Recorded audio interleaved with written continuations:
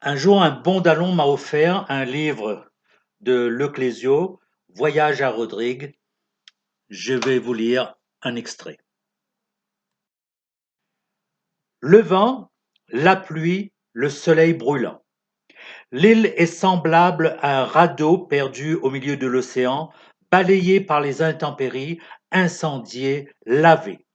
L'érosion extrême de la mer a modelé ces roches jaillies des profondeurs, les a usées, polies, vieillies, et pourtant reste sur chacune d'elles la marque du feu qui les a créées. L'île était autrefois couverte de forêts.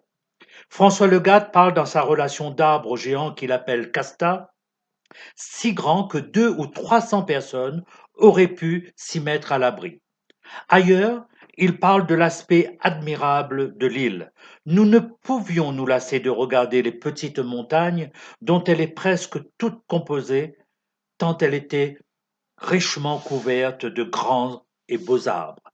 Ce sont les hommes, sans doute, qui l'ont transformée en un tel désert. Peut-être ces pêcheurs de baleines américains qui, dans leur chasse aux grands cétacés, s'arrêtaient autrefois sur l'île pour y faire provision de bois à brûler. Maintenant, Rodrigue est ce rocher désert, usé, brûlé, qui expulse les hommes. La pauvreté, la faim, la soif font la vie difficile.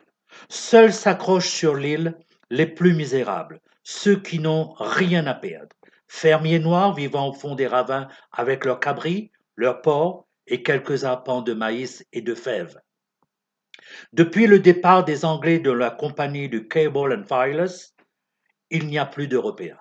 À Port-Maturin survivent quelques commerçants chinois, 2 ou 3 banquiers, des agents commerciaux de Port-Louis, un médecin, des bonnes sœurs et un prêtre.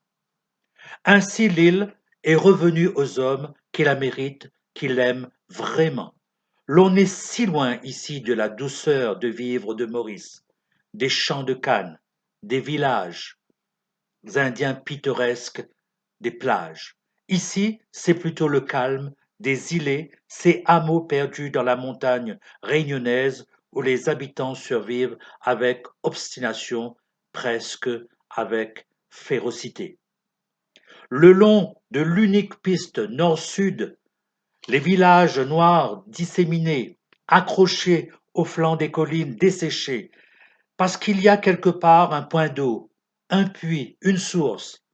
Il s'appelle la ferme, Mangue, montagne bon Dieu, village patate, limon, plaine corail. Partout manque l'eau, la terre arable, l'ombre des arbres.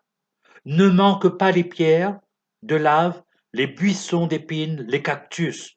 Pourtant, il me semble que cette misère âpre et sauvage pèse moins que la pauvreté mauricienne, pour ne pas parler de l'Inde. Il y a ici une impression de lenteur, d'éloignement, d'étrangeté au monde des hommes ordinaires, qu'on doit trouver aussi à Saint-Brandon ou à Dabra, et qui fait penser à l'éternité, à l'infini. J'ai senti cela dès que je suis arrivé dans l'île. C'était le vent violent, peut-être, qui chassait les nuages, pareil à de la fumée d'incendie sur les cimes des montagnes, ou le bleu de la mer, intense, éclairé par le soleil, les sombres courants qui viennent à travers la passe, les plateaux noirs du corail et les montagnes fauves, les feuilles de vaqua, les aloès, les cactus. Surtout, le silence, je crois, le silence chargé de lumière et de vent qui semblait venir de l'autre bout de l'océan, du plus au sud, des régions les plus pures du monde, l'Antarctique, l'Australie, l'Océanie. Quelque chose que je ne comprenais pas bien et qui m'électrisait, emplissait mon corps et mon esprit, je l'ai senti, qui me nourrissait à chaque moment du jour jusqu'à l'épuisement. La nuit, même sous le bleu sombre du ciel, les étoiles si sûres, si proches, la lune glissant entre les filaments de nuages. J'ai senti que j'étais dans un lieu exceptionnel, que j'étais arrivé au bout d'un voyage, à l'endroit où je devais depuis toujours venir. Qu'importaient les jours, les heures, chaque seconde qui passait avait plus de force que celle que j'avais vécue ailleurs, plus de durée. Je savais cela. Je l'ai su à l'instant où j'ai marché sur Rodrigue. Alors, je regardais, j'écoutais, je respirais, tous mes sens aux aguets. Même s'il n'arrivait rien de ce voyage, il y avait cette lumière, ces rochers noirs, ce ciel, cette mer. Chaque seconde que je passais avec eux m'apportait leur pouvoir, leur science.